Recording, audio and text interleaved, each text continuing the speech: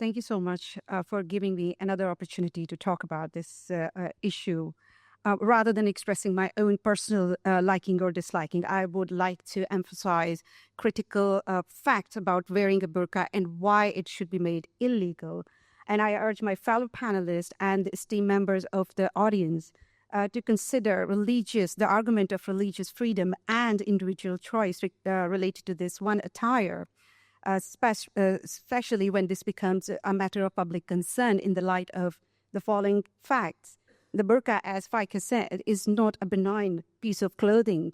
In fact, this attire is often imposed by men, allowing them to judge women's character.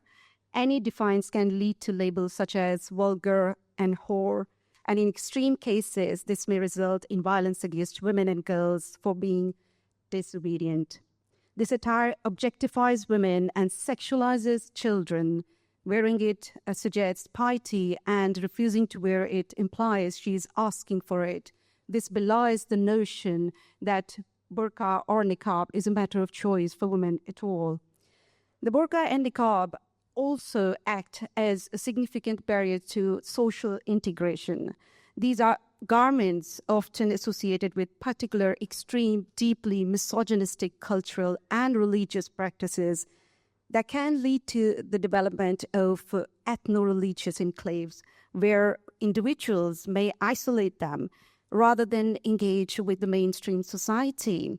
This separation not only hinders people from embracing the diverse values of the wider society, but also this contributes to a lack of mutual understanding and social cohesion. Therefore, the claim that banning the burqa will alienate Muslim women is misguided. Women from these communities are already alienated, not by the government, but by the ultra-conservative mores, which are not even required by the religion. While some claim to choose to wear burqa, many are forced. It states obligation. It states duty. I would emphasize on this point, to establish a system that ensure individual freedoms in these cases, as it happened in 1861 in India when sati ritual was banned under British rule. And then female genital mutilation was outlawed in England and Wales, in Northern Ireland in 2003, and in Scotland in 2005. Pertinently, these, while inhumane practices, were considered religious freedoms, religious right for some people, yet the state intervened. Just imagine for a second, if state had not intervened, the consequences of letting such inhumane rituals and practices prevail in a civilized society such as ours. Let's not forget that this attire is not even prescribed in Islam. This is a matter of debate among Muslims, which makes it a sham norm rather than a matter of religious freedom.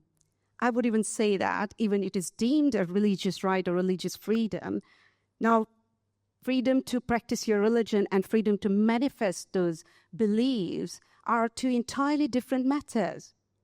Article 9, paragraph 2 of European Convention on Human Rights clearly states that freedom to manifest one's religious belief can be restricted or limited by democratic laws to protect public order and rights of others. Now, not to mention concerns about this attire, which are related to security of the people. Just 2 weeks after 4 British Muslim suicide bombers killed 52 people on July 7, 2005, a suspect, Yasin Umar, accused of trying to blow up the London Underground, disguised himself by wearing a black burqa. This explains well why this attire is a public safety concern.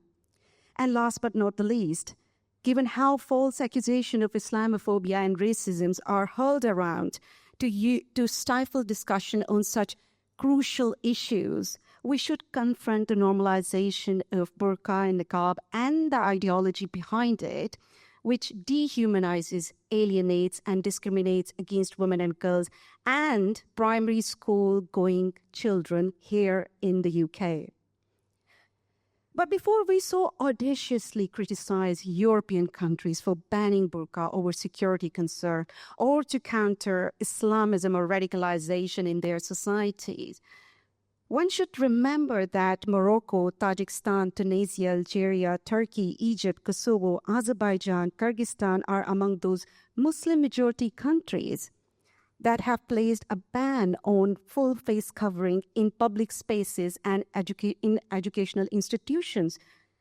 This ban has been motivated by the security concerns and a firm determination to protect their local culture and to counter radical Islam. And these are all Muslim-majority countries.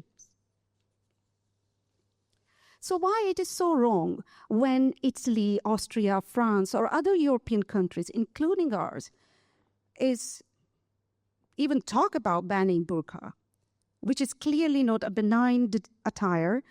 In fact, this attire comes with a deeply misogynistic, discriminatory, inhumane, and antisocial ideology that not only perpetuates women's rights abuses, but also becomes a matter of security and a barrier to the social integration.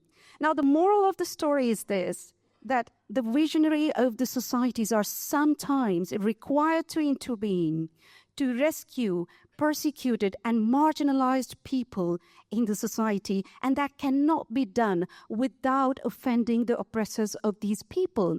These visionaries are required to intervene to preserve humane values, secular democratic values that we espouse as a society, and that cannot be done without offending the sensibilities of extremists. Now, I firmly have decided that I'm not going to sit on the fence and argue about burqa ban with ifs and buts, because I have seen for so long that the religious fanatics have subverted the British law, the humane law, the equal law. We have it for everyone.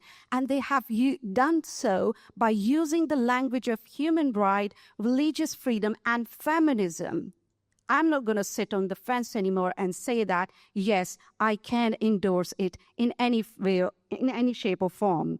So since the defending the rights of defenseless is at stake, I am prepared to take a chance, and I hope that I'm going to get lots of support from the esteemed member of the audience. Thank you so much. Khadija, thank you.